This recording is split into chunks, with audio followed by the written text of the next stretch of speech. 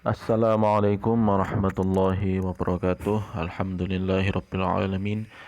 Wassalatu wassalamu ala asyrafil anbiya wal mursalin sayyidina wa maulana Muhammadin wa ala alihi wa sahbihi ajmain amma ba'du. Baik teman-teman sekalian yang berbahagia pada hari ini masih sehat ya untuk tetap menjalankan puasa.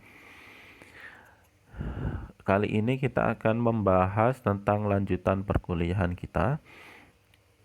Saya ingin konsen pada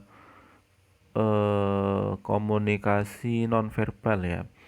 Saya kira untuk komunikasi verbal teman-teman sudah tidak ada masalah ya, karena komunikasi verbal itu adalah sebuah komunikasi pesan yang disampaikan melalui ucapan ya atau kata-kata kepada komunikan. Jadi dari komunikator ke komunikan, dengan nanti ada media dan efek serta ada feedback ya dari yang bersangkutan. Itu terkait komunikasi verbal. Tapi karena kita membahas tentang desain komunikasi visual, di mana concernnya adalah nanti pada sebuah karya, bentuk sebuah karya, saya kira yang paling penting adalah komunikasi nonverbalnya, karena itu terkait dengan apa yang akan kita gambar, apa yang akan kita bentuk, sebuah karya apa yang akan kita ciptakan di kanvas ya, atau di aplikasi. Nah, dalam membuat sebuah karya ini perlu dan sangat penting untuk dipertimbangkan efek apa yang akan diberikan, kepada siapa, tujuan yang ingin disampaikan. Jangan sampai ini bertolak belakang ya, karena jika tidak sesuai dengan segmen pasarnya, artinya pilihan elemen atau penentuan sebuah desain itu salah, maka yang terjadi adalah tidak efektif. Sehingga untuk mengetahui hal tersebut kita perlu untuk kembali mengulas tentang komunikasi nonverbal. Nah, komunikasi nonverbal ini sebenarnya sebuah komunikasi yang tidak bisa dipisahkan ya dengan komunikasi verbal kalau di manusia. Namun kalau dalam sebuah karya, karena ini yang menyampaikan atau komunikatornya adalah sebuah pesan yang digunakan melalui tulisan atau gambar, maka bisa ya untuk dicapai, dimaksimalkan untuk komunikasi nonverbalnya. Jadi komunikasi nonverbal ini sangat beragam sekali, sangat banyak sekali ya komunikasi nonverbal ini. Saya akan coba mengulas sedikit ya tentang hubungannya verbal dan perilaku nonverbal misalnya ya. Jadi perilaku nonverbal itu misalnya dapat mengulangi perilaku verbal. Artinya ketika Anda menganggukkan kepala seraya mengatakan iya, atau menggelengkan kepala ketika mengatakan tidak. Nah, itu artinya gerakan-gerakan kepala ini mengulangi perilaku verbal. Padahal Anda sudah atau kita sudah mengatakan ya atau mengatakan tidak, namun ada pengulangan dari sisi nonverbalnya. Sehingga nonverbal ini bisa dikategorikan sebagai pengulangan gerakan verbal ya. Berikutnya bisa pula dia bermakna memperteguh atau menekankan atau melengkapi perilaku verbal. Misalnya ketika kita melambaikan tangan seraya mengucapkan selamat jalan ya. Ketika kita mau berpisah dengan teman, dengan kawan, kita ucapkan selamat jalan itu dengan melambaikan tangan ya. Nah, itu artinya mempertegas bahwa kita memang ingin kita akan berpisah, misalnya begitu. Atau menggunakan gerakan tangan atau suara yang tinggi atau suara yang lambat ketika sedang berceramah atau sedang berpidato misalnya. Jadi teman-teman ini kalau sudah PPL belum ya? Nah, tentu nanti akan berlatih ya tentang bagaimana cara penyampaian pesan kepada orang lain melalui pidato. Nah, melalui ceramah ini ya. Sehingga gerakan tangan, ada suara yang lambat karena pidato itu harus ada jedanya.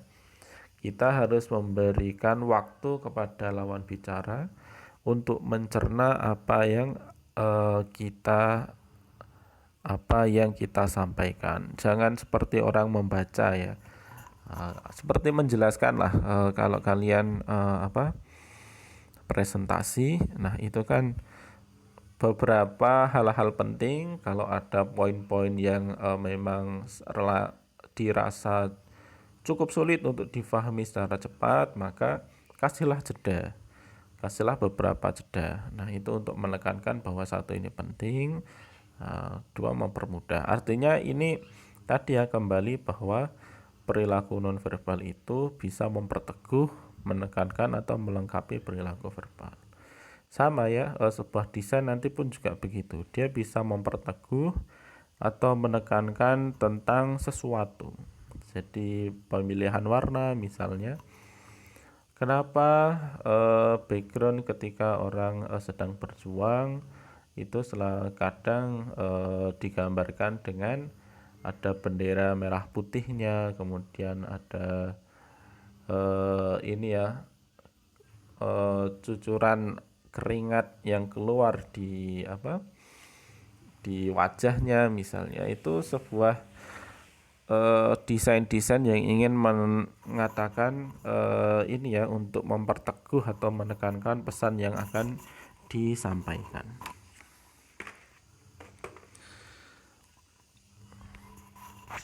Nah, berikutnya perilaku nonverbal itu sebenarnya dapat menggantikan perilaku verbal. Jadi bisa Anda tidak perlu ngomong, tapi hanya menunjukkan, hanya memberikan gerakan tangan ketika ada pengamen datang misalnya.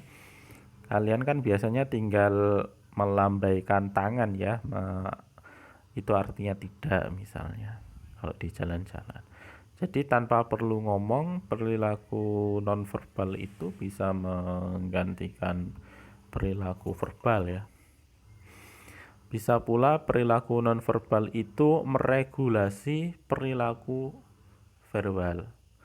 Jadi kalau kalian mengemas-ngemas barang misalnya, ketika di satu tempat di ruang kelas misalnya mengemas-ngemas barang, ketika dosen sedang menjelaskan materi pembelajaran, lah itu tanpa harus bicara, tanpa harus ngomong, itu bentuk bahwa pemberitahuan akan segera usai perkuliahan. Nah, dengan cara kemas-kemas, meregulasi perilaku ya, itu artinya. Dan yang terakhir, menurut para ahli, perilaku nonverbal itu dapat bertentangan dengan perilaku verbal. Bisa pula perilaku nonverbal itu dia tidak apa ya, tidak sinkron dengan perilaku verbalnya. Nah, ketika apa ya, kalau suami istri, si istri tanya, eh, ini bajunya sudah bagus apa belum ya? Nah, si suami bilang, oh sudah bagus itu. Nah, dia bilang sudah bagus itu sambil membaca koran atau sambil menonton TV, artinya sekedar menyampaikan oh sudah bagus. Nah, padahal tidak ada perilaku nonverbal yang menunjukkan bahwa dia benar-benar menyatakan baju yang dipakai oleh istrinya itu bagus. Jadi ini ya, artinya dia tidak sungguh-sungguh dalam menilai baju istrinya. Sebenarnya ini ya, penting sekali perilaku nonverbal ini. Bahkan ada ini ya, pepatah misalnya, bukan pepatah ya, kalau orang-orang yang lagi kasmaran itu biasanya, kalau ada contoh ini, kalau kau benar-benar sayang padaku, kalau kau benar-benar cinta, tak perlu katakan semua itu, cukup tingkah laku. Jadi kalau orang senang, kalau orang sedang mencintai lawan jenisnya, maka tidak perlu banyak kata. Tapi yang dibutuhkan adalah apa? Buktinya atau tingkah lakunya. Nah, jadi tingkah laku itu boleh jadi terkadang memiliki bobot yang lebih besar, bobot yang lebih kuat ya dibandingkan dengan perkataan itu sendiri. Nah, menurut ahli misalnya Ray Birdwistle, dia mengatakan 65% dari komunikasi tatap muka adalah nonverbal. Jadi jangan dikira bahwa komunikasi nonverbal itu tidak penting, justru dia malah menempati prosentase 65%. Nah, berarti sangat penting sekali. Kenapa? Yaitu karena intonasi suara, kemudian jeda tadi, kalau dalam hal suara, ada gerakan, ada lambaian, ada gerakan itu banyak ya, ada gerakan kepala, gerakan tangan, tubuh, kaki, kemudian raut wajah, itu semua nonverbal. Dan hampir semua orang tidak ada yang ngomong secara datar. Jadi muka datar, nada datar, ada intonasinya, itu hampir tidak ada ya. Semua pasti punya stylenya. Nah itu ternyata menempati posisi prosentase yang cukup besar. Kalau menurut Albert Mehrabian, malah 93% dari semua makna sosial dalam komunikasi tatap muka diperoleh dari isyarat-isyarat nonverbal. Hampir 100% ya, dia mengatakan 93%. Nah, itu sangat tinggi sekali. Sehingga kembali kaitannya dengan desain komunikasi visual, ketika kalian benar-benar mampu memahami elemen apa yang akan ditulis, yang disampaikan, atau kalian mempelajari ya apa yang akan diciptakan di sebuah karya itu, justru itu nanti akan sangat menentukan efektivitas sebuah pesan itu sendiri. Nah, jadi 93% justru ditentukan oleh nonverbal. Nah, bagaimana ya klasifikasinya? Nah, klasifikasinya cukup banyak ya. Saya coba rangkum. Misal yang pertama, klasifikasi nonverbal itu bahasa tubuh. Nah, bahasa tubuh ini nanti ada cukup banyak. Yang pertama adalah isyarat tangan, karena tangan ini bagian dari tubuh ya. Isyarat tubuh yang apa ya? Yang bisa diraba, maksudnya bisa disentuh. Nah, isyarat tangan ya. Nah, tentu ini saya tampilkan berbagai macam isyarat tangan. Ada jempol, ada telunjuk, ada V, macam-macam. Kalau kita cek yang suka WA-an, itu kan emoticon apa tangan itu banyak ya. Lah itu memiliki arti yang berbeda-beda. Kita harus memastikan bahwa kepada siapa, kita harus memastikan makna yang terkandung dalam gerakan tangan itu apa, kemudian audiensnya siapa, dan pastikan makna yang akan kita sampaikan itu tersampaikan dengan baik kepada komunikan. Nah, ini penting ya. Isyarat tangan.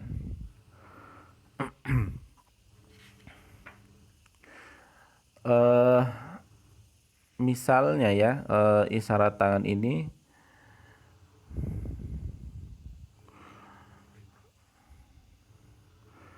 saya ingin mengatakan bahwa hanya masalah telunjuk jari telunjuk itu bisa berbeda-beda ya penggunaannya. Kalau kita mengatakan diri saya, nah itu bisa menunjuk pada tubuh kita ya. Tapi kalau orang-orang luar sana, misalnya Jepang ya, misalnya menunjukkan saya. Kalau saya itu jari telunjuk menunjuk ke hidung. Nah, itu saya. Nah, misalnya ini sangat berbeda ya. Kalau di sini saya itu kita tinggal mengacungkan jari aja.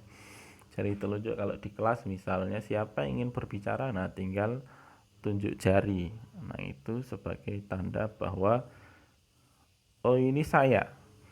Nah, tapi kalau di tempat lain ternyata berbeda. Saya itu harus menunjuk eh, kepada hidung ya. Nah, itu pun contoh berbeda. Nah, tidak semua orang itu aktif menggunakan tangan ya.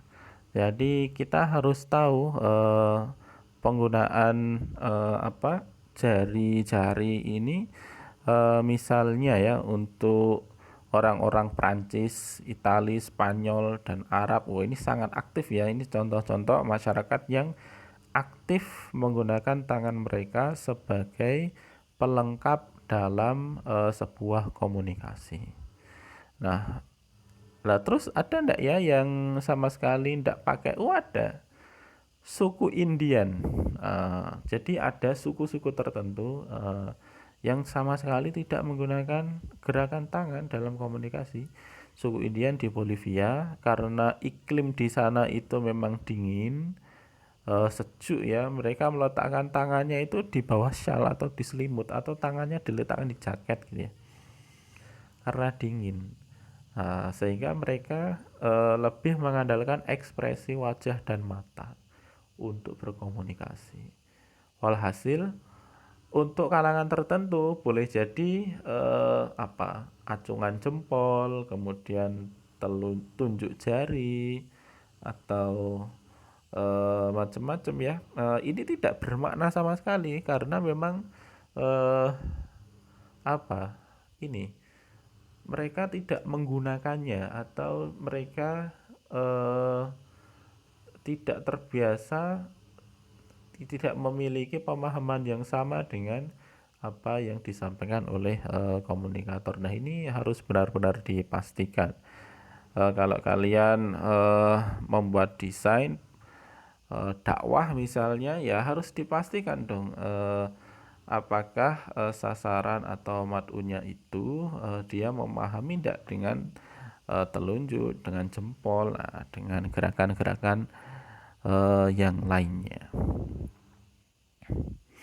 Misal penggunaan tanda V ya, V menggunakan jari tengah dan jari telunjuk ini. Nah, ini di Indonesia misalnya itu bisa ditandai sebagai kemenangan atau perdamaian. Peace ya.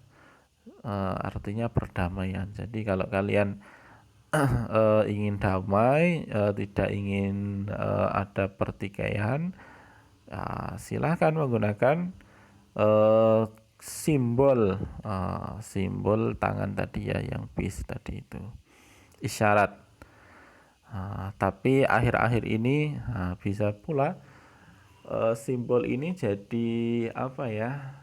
Kalau di politik ini jadi angka 2 misalnya. Jadi pilihlah nomor 2. Nah, padahal maksudnya bukan bukan nomor 2, tapi maksudnya adalah peace atau damai.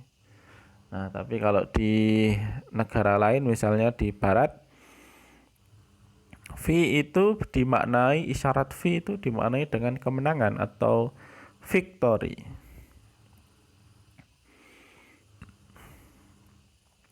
Pada masa Perang Dunia Kedua ya. Jadi waktu itu ketika orang-orang ingin menyampaikan bahwa kita menang dalam sebuah peperangan di satu daerah tertentu, simbolnya adalah tadi ya, peace itu ya. Jadi angka 2, jari telunjuk dan jari tengah. Wah, ini sehingga kembali bahwa riskan ya, penggunaan jari telunjuk dan jari tengah aja ini kalau beda waktu, beda kondisi bisa dimaknai dengan hal yang berbeda. Kalau hari ini kita bisa memaknainya dengan damai, tapi kalau nanti sudah masuk musim-musim kampanye, sudah masuk musim-musim ini ya, partai politik, nah itu dimaknai dengan pilihlah nomor 2 misalnya ya, itu hal yang biasa ya. Nah, sehingga terkadang kalau kita lihat di YouTube atau di media sosial yang lain, wah ini kalau orang-orang yang tidak bertanggung jawab kadang memotong gerakan tangan dari sebuah tokoh-tokoh tertentu untuk nanti ditempelkan di sebuah gambar dan dimaknai sebagai seperti makna yang ia inginkan. Nah, ini sangat berbahaya. Ndak bagus ya hal-hal seperti itu.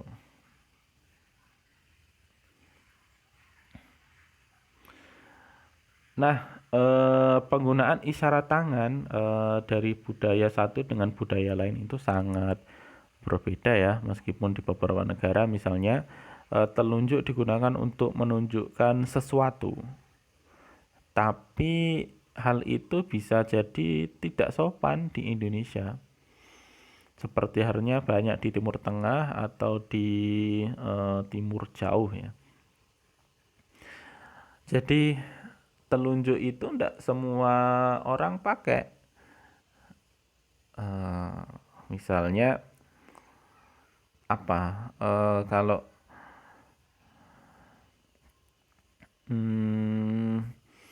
kalau ingin menunjukkan tempat atau jalan, misal ditanya sama orang, jalan WR Supratman itu di mana toh? Ada yang menunjukkan dengan jari telunjuknya, oh di sana Pak, nanti setelah perempatan belok ke kanan, setelah itu belok ke kiri. Dia menunjukkan dengan jari telunjuk. Tapi bagi sebagian kalangan, misalnya di daerah Sunda itu kurang sopan. Jadi dia menunjukkan informasi pada orang menggunakan jari jempol ya. Nah, ada di sana Bapak menggunakan jari jempolnya. Karena itu dianggap lebih sopan. Dianggap lebih sopan dan dianggap lebih ini ya, menghargai orang ya. Karena kalau telunjuk itu terkesan seperti instruksi atau instruktif ya. Jadi tidak semua orang itu suka untuk ditunjuk melalui jari. Sehingga orang-orang Jawa itu sangat ini ya mengapa mempertimbangkan penggunaan jari-jari tersebut. Nah, kita next dulu. Jadi berikutnya ada gerakan kepala.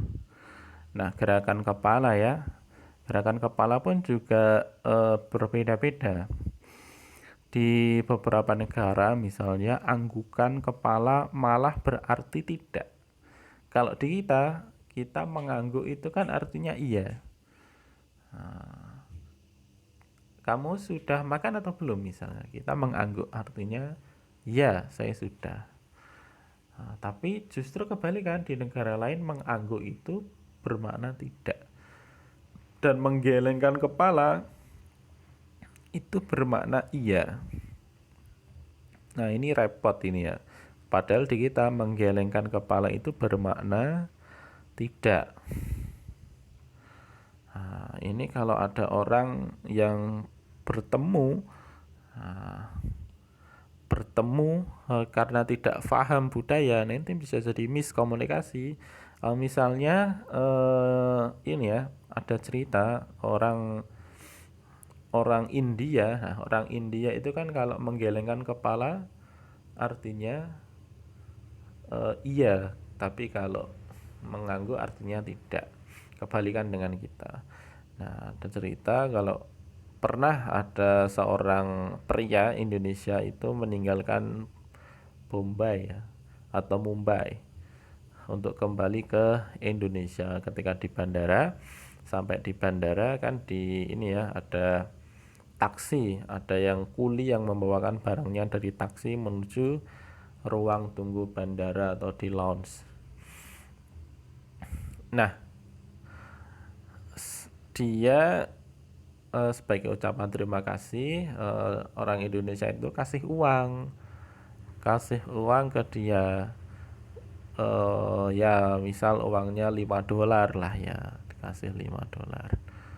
Nah, kemudian si kulinya itu dia masih tetap berdiri di sana sambil berdiri di sampingnya sambil menggelengkan kepala. Lah si Indonesia taunya oh berarti kurang, kasih lagi $1, masih menggelengkan kepala. Loh, masa kurang? Kasih lagi $1, masih menggelengkan kepala lagi. Akhirnya si Indonesia marah dia, kemudian ditinggalkan orang itu, kuli itu tinggalkan masuk ke ruang tunggu yang agak jauh. Dia menggerutu di dalam pesawat sampai di Indonesia. Dia cerita pengalaman itu. Ternyata dia baru tahu bahwa menggelengkan kepala itu artinya adalah ucapan terima kasih. Dan dia setuju dengan pemberian upah tersebut.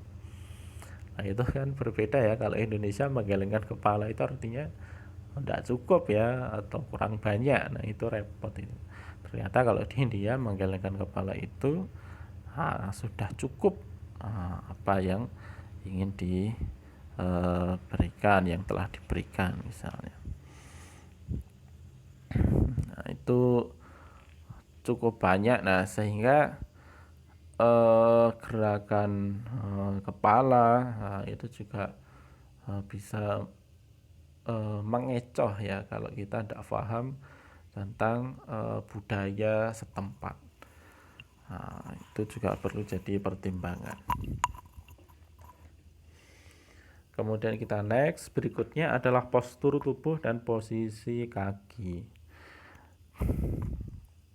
Jadi postur tubuh ini juga sering bersifat simbolik ya. Jadi beberapa postur tubuh tertentu diasosiasikan dengan status sosial dan agama tertentu. Nah, misalnya selama berabad-abad rakyat tidak boleh berdiri atau duduk lebih tinggi daripada kaki raja atau kaisarnya. Jadi kalau di kerajaan itu ya raja harus berada di singgasana ya, duduk di paling atas. Nah, kita tidak boleh lebih tinggi. sejajar aja tidak boleh ya. Sehingga siapapun yang menghadap ke raja, mereka harus berlutut. Berlutut itu apa? Berlutut itu berjalan menggunakan apa? Lutut itu loh. Kalau kayak di pondok-pondok ini. Kalau sowan ke dalamnya kiainya atau bunyainya atau pengasuhnya, kadang masih lihat ya berjalan menggunakan lutut. Nah, itu sama kalau di kekaisaran juga begitu, atau bahkan di daerah tertentu itu kalau perlu bersujud untuk menyembahnya. Nah, ini repot ya. Lah, sedangkan misalnya kalau di Inggris untuk memberikan hormat itu tidak dengan berlutut ya, tapi dengan membungkukkan badan, setengah badan kayak rukuk itu ya. Nah, itu cara menghormati orang. Nah, ini berbeda-beda ya, postur tubuh kayak gini. Nah, terkait dengan postur tubuh ini, ada beberapa penelitian yang dilakukan bahwa ada hubungan antara fisik dan karakter atau temperamen seseorang. Nah, misalnya William Sheldon itu menunjukkan ada hubungan bentuk tubuh dan temperamen. Betul apa enggak ya? Misalnya, kalau ada orang yang tubuhnya gendut, tubuhnya gemuk, biasanya dia memiliki sifat pemalas dan tenang. Iya enggak? Kalau orang yang gemuk, itu males-malesan. Boleh jadi memang begitu ya, boleh jadi. Tapi dia itu orangnya hebat, orangnya tenang, enggak mudah kebawa emosi. Nah, itu orang-orang endomorf. Endomorf itu yang memiliki tubuh tambun. Tapi kalau orang yang memiliki tubuh atletis,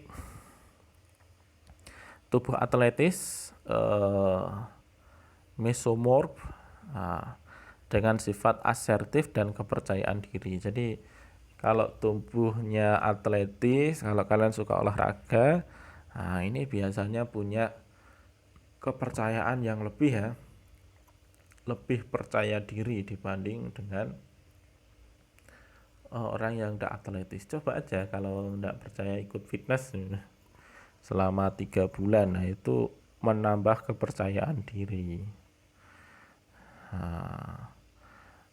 Dan kemudian kalau tubuh kurus bagaimana Pak? Nah, kalau tubuh kurus itu dengan sifat introvert, dia lebih suka menyenangi aktivitas mental daripada aktivitas fisik. Jadi kalau orang-orang yang kurus itu menurut penelitian, dia lebih suka mikir, lebih suka merenung, lebih suka kegiatan-kegiatan mental ya, dibanding kegiatan-kegiatan fisik ya, misal jalan atau kemana gitu ya. Ya, itu salah satu contoh ternyata postur tubuh itu juga mempengaruhi citra diri. Nah, itulah kenapa kalau dalam militer itu harus tentara-tentara itu untuk dalam posisi siaga, dia harus perut ke dalam, dada keluar, bahu ke belakang. Itu ya. Jadi posisi siap itu seperti itu. Membusungkan dada misalnya. Nah, orang militer percaya bahwa postur seperti itu mencerminkan sikap. Memang harus diakui bahwa alasan mereka masuk akal juga, bahwa tentara yang tampak siaga, tentara yang tampak siap, itu ya memang siap beneran, itu memang siaga beneran. Jadi bukan tidak siaga. Nah, sampai jadi ini ya, eh, apa, PBB, baris berbaris itu ya. Nah, penghargaan terhadap tubuh yang dianggap baik itu terutama lebih menonjol sebenarnya di kalangan wanita, di kalangan ini mbak-mbak ini ya.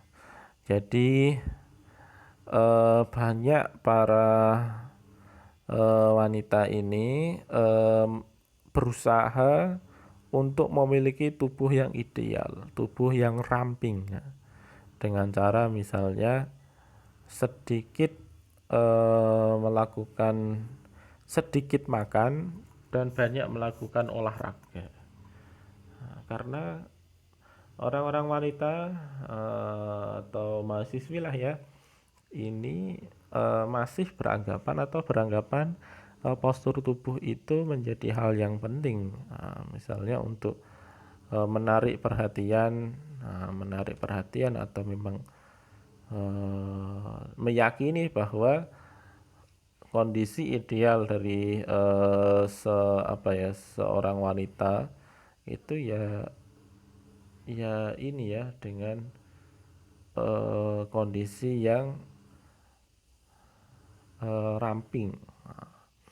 Kan kalau di iklan-iklan itu selalu ditampilkan bahwa wanita yang ideal itu ya wanita yang ber ini ya bertubuh ramping misalnya semampai. Nah itu gambaran-gambaran. Kemudian cara berdiri atau duduk itu juga sering dimaknai berbeda-beda ya. Nah, kalau tamu harus mendudukkan kepala ketika bertemu dengan eh, apa tamu lama, bertemu dengan eh, ini ya orang yang dihormati. Itu kalau di dataran Tibet ya. Jadi kalau bertemu dengan tokoh agama dia harus menundukkan kepala. Jangan menatap matanya, jangan menyentuhnya, dan baru bicara setelah si tokoh itu menuntaskan pembicaraan. Jadi itu cara menghormatinya sedemikian rupa. Nah, cara berjalan pun juga dapat memberikan pesan ya pada orang lain. Misalnya orang ini sedang lelah, sedang sehat, bahagia, riang, sedih, atau apa, angkuh misalnya. Jadi jalan sambil lihat, sambil loyo gitu ya. Wah, itu berarti sedang capek dia. Atau jalan dengan sangat semangat, oh berarti dia memang sedang riang, sedang gembira.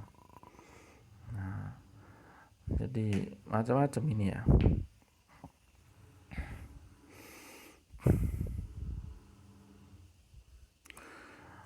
Pria yang berjalan tegap dan tenang ketika memasuki ruangan untuk diwawancarai memberi kesan percaya diri.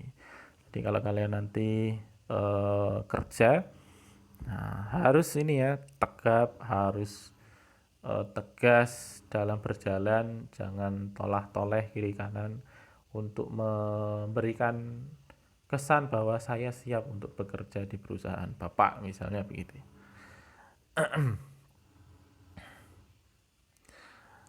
Tapi sebenarnya siapa yang paling ini ya menilai bahwa jalan itu hal yang sangat penting, yaitu ini ya orang-orang peragawan atau peragawati tentu paling tahu makna cara jalan, makna berjalan, catwalk gitu ya. Jadi kalau sedang pakai eh pakaian dari desainer tertentu, nah dia harus berjalannya ya sesuai dengan pakaian yang dipakai itu. Kalau pakaiannya anggun, tentu jalannya sebagaimana. Kalau casual harus bagaimana. Nah itu memiliki makna-makna yang berbeda-beda. Bagaimana misalnya tentang posisi kaki? Nah ini juga jadi masalah ini posisi kaki ini.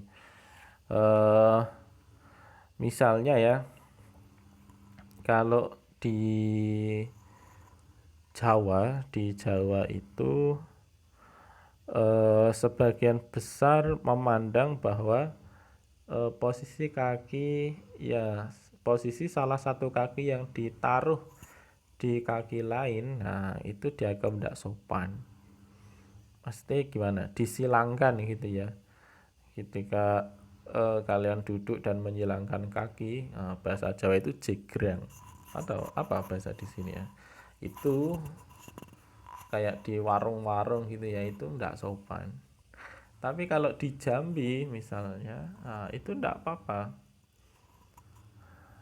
Ada di sana tidak mempermasalahkan cara duduk atau penyilangan kaki dari orang ya. Nah ini juga kalau orang, makanya kadang ada miss ya, ada miss itu kalau cara duduk ini jadi masalah ya. Bagi orang Jawa, salah satu duduk yang cukup khas, cukup khas itu duduk bersila. Ya, itu di mana-mana kita melihatnya ya. Tapi kalau di Sunda, duduk yang khasnya itu duduk yang apa ya? Tidak bersila di lantai, tapi dia yang merapatkan kedua tungkainya, kemudian kakinya diduduki, seperti orang ini ya. Kalau tarian-tarian tertentu itu kan cara duduknya begitu. Kalau kayak sinden, sinden itu kan duduknya begitu ya. Jadi lututnya dibuat alas dan kakinya itu ditekuk untuk diduduki. Nah itu cara duduk yang sopan bagi orang Sunda. Nah, sehingga kalau kita sowan atau kita bertamu di apa ya, tokoh masyarakat sana, yaitu dia dengan duduk begitu, karena itu dianggap sopan. Nah, ada sebuah cerita yang digambarkan di beberapa referensi ya. Misalnya ini ada cerita dari gereja. Jadi gereja itu menerima kunjungan. Alkisah ya, ada sebuah gereja di Indonesia menerima kunjungan beberapa pekerja sosial dari luar negeri. Jadi salah satu pekerja sosial dari luar negeri itu bernama Chris. Dia berasal dari Prancis. Chris ini seorang wanita. Nah, dia ketika datang di Indonesia melihat cara wanita Indonesia membonceng di kendaraan, di motor itu sangat tertarik. Loh, bagaimana bisa ya? Kok si wanita ini duduk miring dengan seimbang, katanya begitu. Nah, karena kalau di tempatnya tidak ada orang kok duduk membonceng itu miring gitu ya. Nah, dia baginya ini cara yang aneh tapi kok terlihat anggun, kira-kira gitu.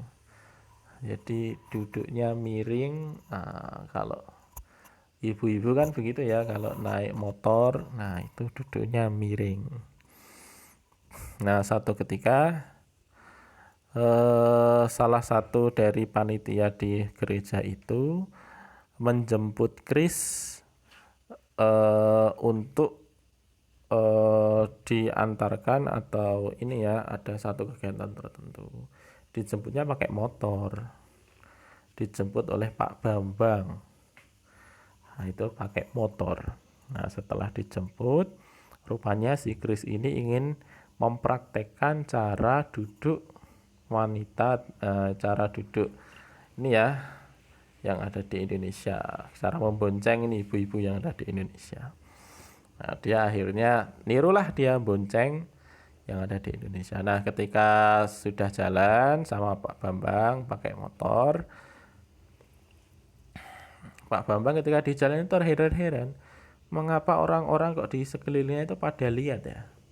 Kok wong-wong pada ndelok aku kabeh iki kena apa ya? Pak Bambang mulai merasa aneh, merasa risih, kok semua orang lihat saya. Pas dia menoleh ke belakang, bertanya pada Chris. Oh, dia sangat kaget sekali. Wah, ternyata Chris ini duduknya menghadap ke kanan, bukan ke kiri. Lazimnya. Jadi, dia duduknya itu miring, tapi menghadapnya nggak ke kiri loh, tapi ke kanan. Lah jelas ini hal yang jadi heran ya dan jadi lucu. Dia itu salah bonceng, masa boncengnya menghadap ke kanan, tidak ke kiri. Nah, ini artinya kembali ya bahwa cara duduk atau cara posisi kaki, nah ini juga memiliki makna-makna tertentu. Kalau di barat orang biasa duduk santai itu dengan cara mendorong kursi agak ke belakang, meletakkan punggung dengan santai, mengangkat kaki di atas meja. Nah itu kalau duduk santai di ala barat begitu. Kalau di kita ndak, duduk santai itu ndak begitu. Itu artinya duduk yang kurang sopan. Nah ini masalah ini. Kita next ya. Ekspresi wajah dan tatapan mata misalnya. Nah ini juga penting ya. Kontak mata itu punya dua fungsi dalam komunikasi ya, antar pribadi khususnya. Pertama, dia berfungsi untuk pengatur, untuk memberitahu orang lain apakah kita akan melakukan hubungan dengan orang itu atau menghindarinya. Jadi kontak mata, kalau Anda ingin tidak bersinggungan dengan preman misalnya di jalan, jangan kontak mata, jangan lihat matanya. Nah, itu cara untuk menghindari, atau itu cara kita untuk mengatakan bahwa saya tidak ingin berkomunikasi dengan Anda misalnya begitu ya. Atau fungsi berikutnya kontak mata itu ini ya, ekspresif. Jadi memberitahu orang lain bagaimana perasaan Anda terhadapnya. Pernah kalian misal berkata kepada orang lain dengan berkaca-kaca misalnya, dengan sungguh-sungguh, atau kalau orang marah matanya itu bisa merah ya. Nah itu juga sebagai ekspresi bahwa benar-benar terjadi sesuatu yang tidak diinginkan ya. Namun ini ya terkait dengan komunikasi bahwa macam-macam ya, di banyak negara misalnya Amerika Latin, di Kepulauan Karibia, menganggap bahwa tidak sopan menatap orang asing. Jadi kalau ada orang asing itu, kalau di Indonesia ada orang asing kan dilihat terus ya, seperti ada artis lewat gitu. Tapi bagi orang-orang di Amerika Latin sana justru itu sebuah bentuk ketidaksopanan ya. Nah itu masalah itu. Nah di Indonesia misalnya atau di Spanyol, wanita terhormat tidak akan membalas tatapan kaum pria. Ya, jadi kalau ada di Indonesia itu biasa kan di jalan-jalan ada yang goda ya, goda mbak-mbaknya misalnya, itu kalau membalas dengan tatapan mata misalnya, kontak mata itu dianggap kurang apa ya, kurang pas begitu. Apalagi di negara-negara muslim seperti Arab Saudi, Iran, Pakistan, wah itu justru malah di sana wanitanya pakai cadar. Kenapa? Agar terhindar dari tatapan pria, kira-kira begitu ya. Nah, itu juga penting ya penggunaan tatapan mata, kemudian ekspresi wajah itu eh, juga penting juga karena ekspresi wajah itu merupakan perilaku nonverbal utama yang mengekspresikan keadaan emosional seseorang. Nah, sebagian pakar mengakui memang terdapat beberapa keadaan emosional yang dikomunikasikan oleh ekspresi wajah yang tampaknya dipahami secara universal. Jadi ada ekspresi wajah itu, ekspresi wajah itu memang menggambarkan keadaan emosi seseorang ya. Jadi raut muka bahagia, sedih, ketakutan, kemarahan, jijik misalnya. Nah, itu juga ini ya bisa difahami dengan raut wajah yang terlihat.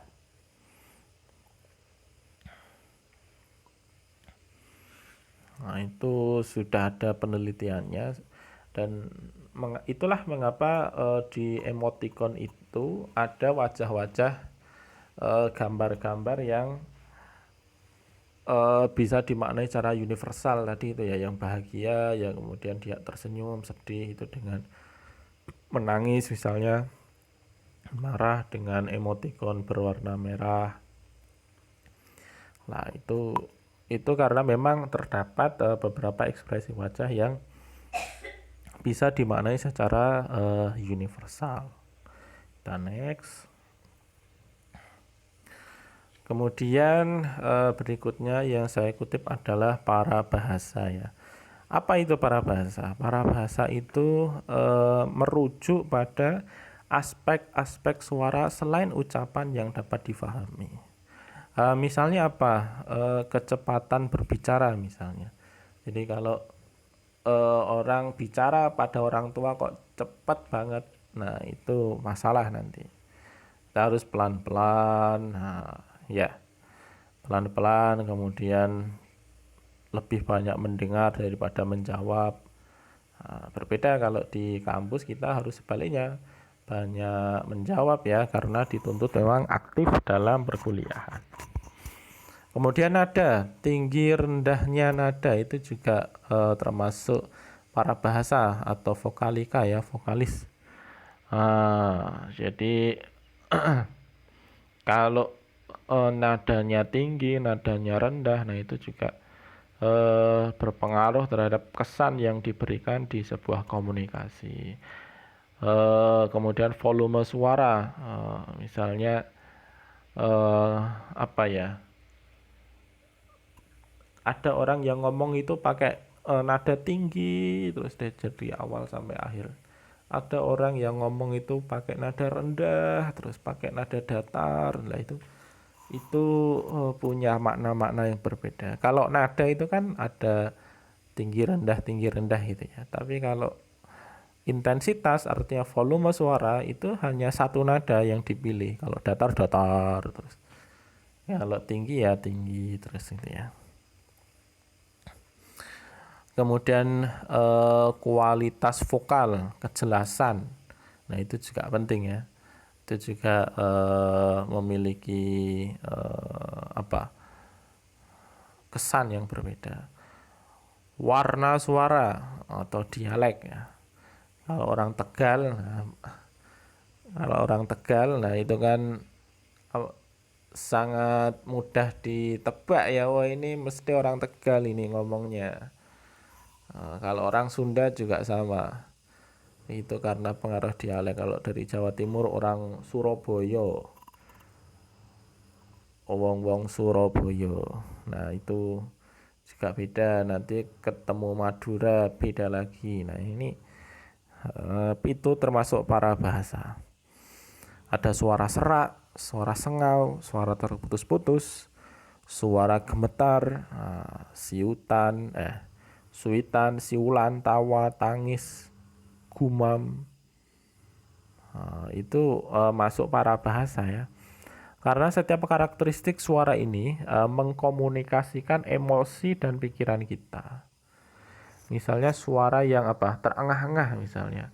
Menandakan eh, orang tersebut sedang emosi, atau bisa pula menandakan orang tersebut sedang lemah, sedang capek,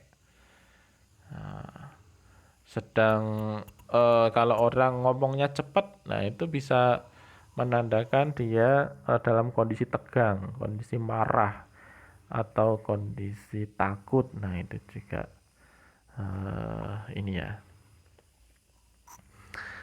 Nah, riset menunjukkan bahwa pendengar mempersepsikan kepribadian komunikator lewat suara. Jadi tidak berarti bahwa persepsi mereka akurat ya, eh, tapi kadang ini malah jadi stereotip, karena eh, suara ini ya, pilihan tentang suara. Nah, misalnya wanita dengan suara basah sebagai penyiar radio misalnya ya, nah itu dipersepsikan lebih feminin dan lebih cantik ya daripada wanita tanpa suara basah misalnya begitu. Atau pria dengan nada suara tinggi, itu tapi melengking misalnya, itu dianggap kewanita-wanitaan misalnya. Nah, kurang kurang jantan misalnya begitu. Nah, ini hanya stereotip ya.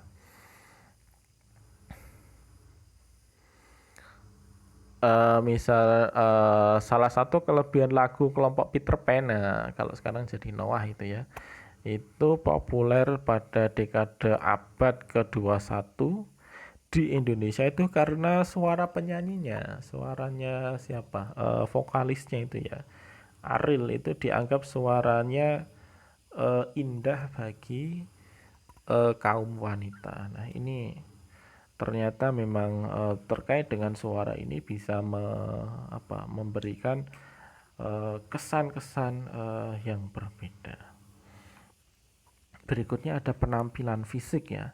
Nah, penampilan fisik ini macam-macam sekali ya. Busana misalnya, nilai-nilai agama, kemudian kebiasaan, tuntutan lingkungan, nilai kenyamanan, tujuan pencitraan, semua itu mempengaruhi cara kita berbusana. Jadi kalau musim dingin sampai suhu udara di bawah 0 derajat Celcius, nah tentu tidak akan ada orang yang menggunakan kaos oblong dan celana pendek di luar rumah ya. Nah, tentu mereka pasti akan menggunakan pakaian yang tebal, pakaian yang hangat untuk melindungi kulitnya dari dinginnya lingkungan yang ada daerah itu. Itu tergantung tadi kebiasaan atau nilai-nilai agama. Nilai-nilai agama kalau di Indonesia itu anak-anak kecil sudah, kalau yang sudah pakai kerudung, sudah pakai pakaian lengan panjang, ya itu mengisyaratkan keyakinan agama mereka. Jadi kalau di daerah tertentu di Kaliwungu misalnya, orang keluar itu pakai sarung. Nah, masih banyak ya kita lihat sarung, apalagi kalau bulan Ramadan ini, kalau sore-sore sudah banyak orang pakai koko, pakai busana muslim muslimah. Itu menunjukkan keyakinan nilai-nilai agama yang mereka anut. Sehingga penampilan fisik ya, ini penting juga untuk dipertimbangkan. Kalau membuat desain di bulan Ramadan misalnya, di peringatan-peringatan seperti Isra Mi'raj, Nuzulul Quran, dan peringatan hari besar Islam lainnya, tentu penampilan fisik menjadi pertimbangan utama ya. Pakai pakaian muslimah misalnya, pakai kerudung, pakai kopiah, peci. Begitu pula misalnya Imlek. Nah, Imlek tentu juga menggunakan pakaian perayaan tersebut ya, sesuai dengan suasana atau sesuai dengan kondisi yang menuntutnya. Jadi penampilan fisik ini nanti bisa berubah-ubah. Kemudian yang berikutnya adalah masalah warna ya. Sebagaimana kita ketahui bahwa warna itu memiliki ini ya, porsi yang cukup penting di sebuah desain karena memiliki makna tertentu. Jadi warna ini kita harus memastikan bahwa sesuai dengan apa yang ingin kita capai atau enggak. Nah, itu terkait dengan warna. Misal kalau merah. Merah kalau di Indonesia itu digambarkan sebagai sebuah keberanian. Jadi merah, warna bendera kita merah itu kan berani ya. Nah, sering sekali kita menggunakan warna untuk menunjukkan suasana emosi. Ya. Jadi sedang senang, sedang ceria, sedang sedih misalnya. Kalau sedih itu biasanya berbackground warna biru misalnya.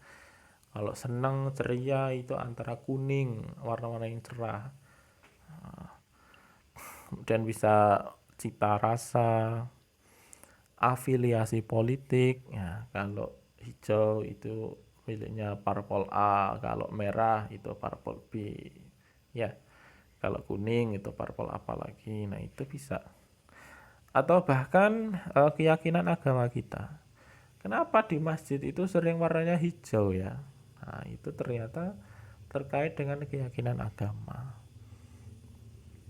Kalau hijau berarti dia memang menganggap warna itu salah satu warna Islami ya. Salah satu warna yang Islami.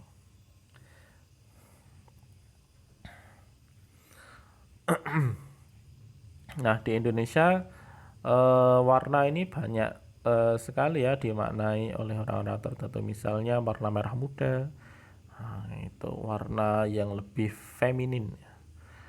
Nah, kalau warna biru itu dikategorikan warna maskulin. Nah, itu terkait dengan pewarnaan ini memiliki poin-poin tertentu ya. Misalnya merah tadi bisa menggairahkan, kalau biru itu aman, nyaman ya, seperti di bank-bank itu ya, Bank Mandiri backgroundnya biru, kemudian BRI pun juga ada warna birunya. Itu biru karena memberikan rasa aman. Nah, agar nasabah itu merasa aman, uangnya dititipkan melalui bank tersebut. Orange itu bisa bermakna bingung, tertekan, terganggu. Nah, itu bisa bermakna begitu. Kalau menenangkan, nah itu biru tadi ya, lembut juga bisa ya. Kedalaman air yang di dalamnya air yang ada di lautan itu tergambar dengan warna biru, biru tua. Nah, itu artinya memang memberikan gambaran tenang ya. Ada ungu, ada kuning. Misal kuning itu tadi ya gembira, merah itu melawan, memusuhi. Hitam apa? Kalau hitam bisa bermakna berkuasa, kuat atau bagus sekali. Makanya kendaraan, motor, mobil banyak yang berwarna hitam itu kadang produsen sudah mempertimbangkan bahwa hitam itu adalah elegan. Nah, misalnya begitu. Saya kira ini ya yang dapat saya sampaikan untuk pertemuan kali ini. Kembali bahwa komunikasi nonverbal ini harus menjadi pertimbangan setiap kalian yang akan membuat sebuah desain tertentu, sebuah karya tertentu. Pastikan bahwa tidak ada perbedaan persepsi antara karya yang akan kalian buat dengan konsumen atau pasar yang akan kalian tuju ya. Saya kira itu. Silakan jika ada pertanyaan bisa disampaikan melalui grup. Akhirul kalam, wassalamualaikum warahmatullahi wabarakatuh.